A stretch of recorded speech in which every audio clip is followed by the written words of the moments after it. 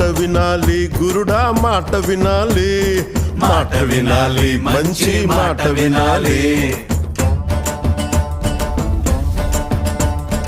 ఆకులేని అడవిలోన అరే మేకలన్నీ మేయవచ్చు, సద్దులేని కోనలోన కొండ చర్య కులావచ్చు. మాట దాటిపోతే మర్మము తెలియకపోతే, మాట దాటిపోతే మర్మము తెలియకపోతే పొగరుబోతు తగురుపోయి కొండను తాకినట్టు.